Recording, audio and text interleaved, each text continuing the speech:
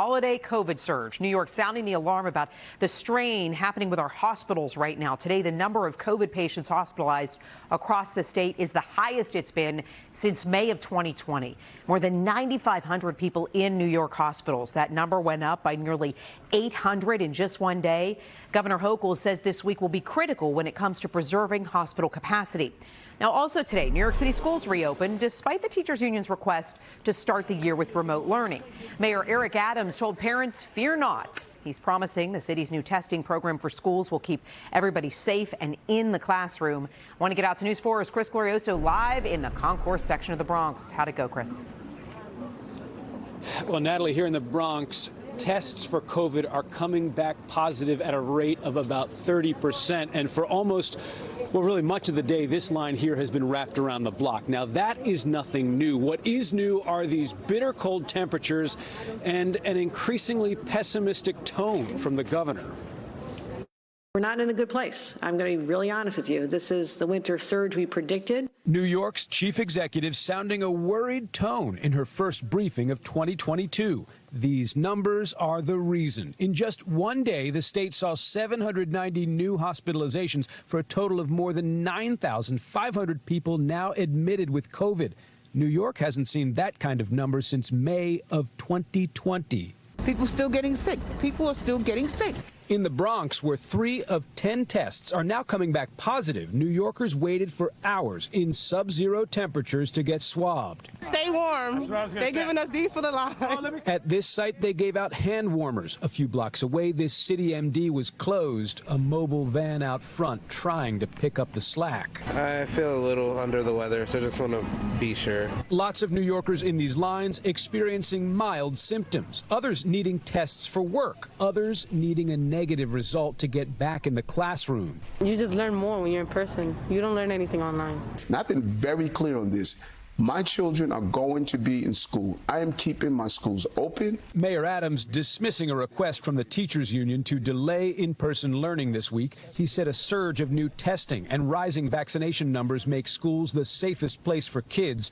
This as the state released the most dramatic data yet showing benefits of the shot against Omicron. Since November 1st, there's been an exponential rise in the number of unvaccinated New Yorkers landing in the hospital.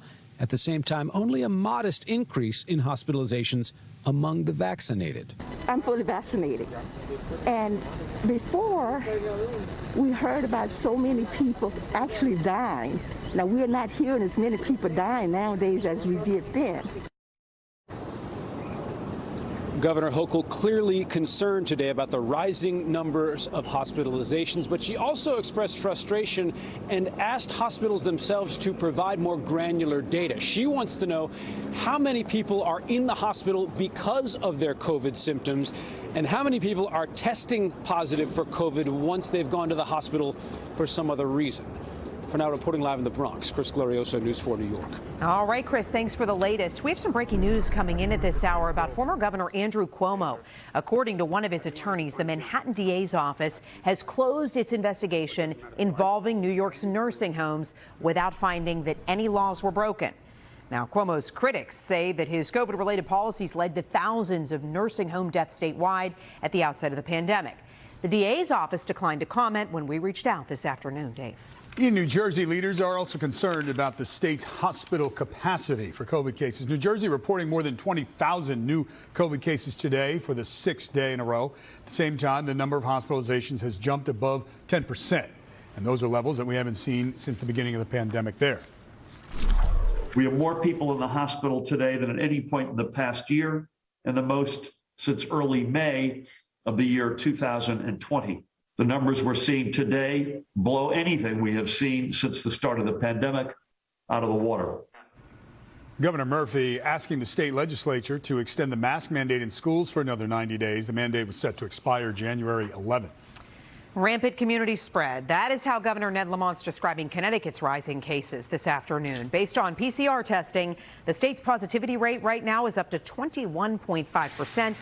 The governor asking that not everybody rush out to get a test at the same time, though. If you've got some cold, flu-like symptoms, you probably have COVID.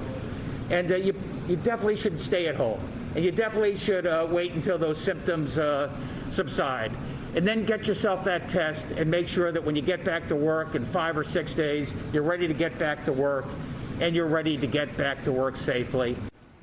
Now, when asked about a statewide mask mandate, the governor said that is not the plan right now and explained that he thinks people are doing the right thing without the mandate. Connecticut also updating its guidance for schools. Take a look. Anybody who is mildly symptomatic has to isolate at home and get tested. Individuals who test positive for COVID should isolate at home for at least 5 days or longer if they still have symptoms. And anybody exposed to the virus who is not fully vaccinated should quarantine at home and test for the virus 5 days after their last exposure. The COVID surge is still impacting subway service as New Yorkers went back to school and work today. 3 lines, the B, Z, and W, still suspended right now. The MTA took them offline on Thursday because it just doesn't have enough staff. News 4's Andrew Siff taking a closer look at this impact. A Monday commute with an Omicron twist. The MTA message boards made it clear. Definitely got to wait longer for the N train to leave the station. David Segarra is one of thousands of commuters impacted by the MTA's COVID service change because there aren't enough healthy employees to run the full system. The B train not running, so commuters need the C or D instead. The W not running, with the N running on the same route in Queens. And no Z train, the J train picking up the slack. Where we had redundant service, duplicative service, we shut down some lines so that we could, make better use of the existing train crews that we have. Interim Transit President Craig Cipriano said that staff levels are in far better shape than the peak of the pandemic, when the MTA cleaned trains overnight and stopped 24-hour service. Back then, thousands of workers were on sick leave. Today, sources say it's hundreds. But Cipriano wouldn't say exactly how many workers are out today. How many people do you have out sick as a result of COVID? So that number fluctuates each and every day. Employees come back from COVID. Some other ones go out in COVID. What I would say is, we continue to watch that number each and every day. So far, there are no plans to reduce service even further by running fewer trains. Many riders okay with the backup lines right now. Today, the N was fine. It got me to where I needed to go. But others having to adjust to avoid problems at work. If I'm running late, there's no way I can take the train. It makes me leave the house about an hour extra early just in case, The MTA anticipating the staffing shortage improves quickly and that full service could be back in the days ahead.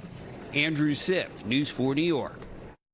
Well, the FDA has now expanded the use of Pfizer's COVID vaccine for teenagers. It now says that kids between the ages of 12 and 15 can get the single booster dose.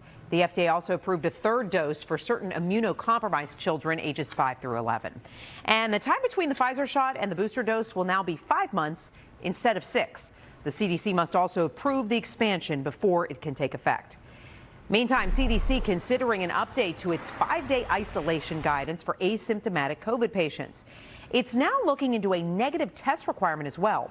Last week, the CDC cut in half the amount of time that asymptomatic people should isolate after they test positive from 10 days to 5 without a test requirement. But that decision has faced some pushback. Chief White House medical advisor Dr. Fauci said over the weekend that we should hear more from the CDC about a decision in just about a day or so.